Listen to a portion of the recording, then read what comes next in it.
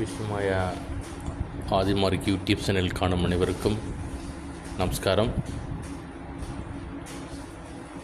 இந்த சேனலை முதலில் சப்ஸ்கிரைப் செய்து கொள்ளுங்கள்.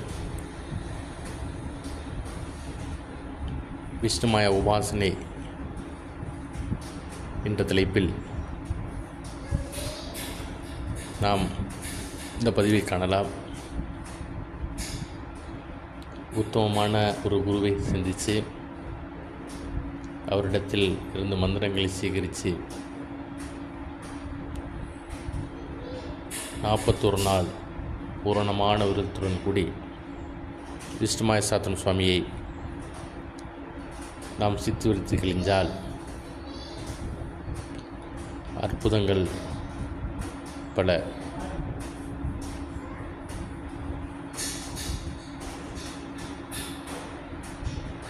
6 ஆண்டுகள் விஷ்ணுமாயா சுவாமியையும் 6 ஆண்டுகள் குருநாதனுடைய வழிகாட்டுதலும் இருந்தால் 12 ஆண்டுகள் கடினமான உபாசனை மேற்கொண்டால் விஷ்ணுமாயா சுவாமியினுடைய உபாசனாக நாம் மாறலாம்.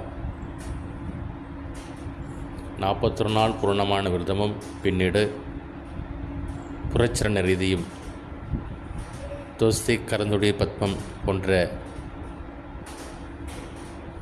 முறைகளும் கற்றுக்கொண்டு இரகசிய விதானத்தில் பெற்ற விஷ்ணுமாயா சுவாமியினுடைய மந்திரங்களை நாம் சீகரித்து போனால் நம்மளுடைய தாரித்திர தூக்கம் நீங்கும். எதிரே எப்பேற்பட்டவராக இருந்தாலும் அவருக்கு தக்க பதிலடி கிடைக்கும். நாம் செய்யும் தொழில் எதுவாக இருந்தாலும் நஷ்டமடைந்தால் அது மேல் நோக்கி வரும். பாதாளத்தில் நாம் இருந்தாலும்,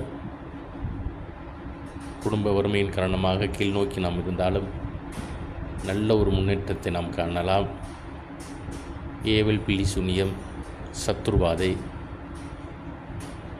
போன்ற துருசக்தியிலிருந்து கூடோத்திரம் என்று சொல்லக்கூடிய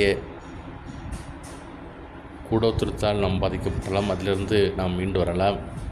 பைசாசியல் சக்தியினுடைய பாதிப்பிலிருந்து நாம் விடுபடலாம். மற்ற தெய்வங்கள் போல் அல்ல விஷ்ணுமாயா, அதிபயங்கரமான சக்தி.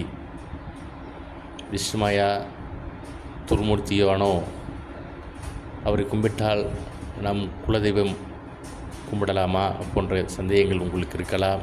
அவர் மகாதேவனுடைய குழந்தை, சக்சால் சிவபெருமான் பார்வதேவனுடைய புத்திரன் விஷ்ணுமாயா சாத்தன்.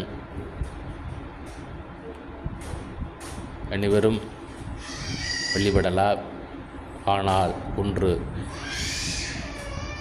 வழிபடும் முன் நாம் கொஞ்சம் சிந்தித்து நாம் உபாசனை மேற்கொள்ள வேண்டும். காரணம், இன்று வழிபட்டு பின்னிட நாம் வழிபடாமல் இருந்தாலும் ஒரு விதமான தோஷங்கள் நம்ம வந்து சாரும். ஆகையால் உபாசனை மேற்கொள்ளும் முன் நம்முடைய குலதெய்வம் போன்று இடைவிடாது நம்ம குடும்பத்தில் ஒருவராக அவரை பாவித்து நாம் வழிபடுவது நன்று.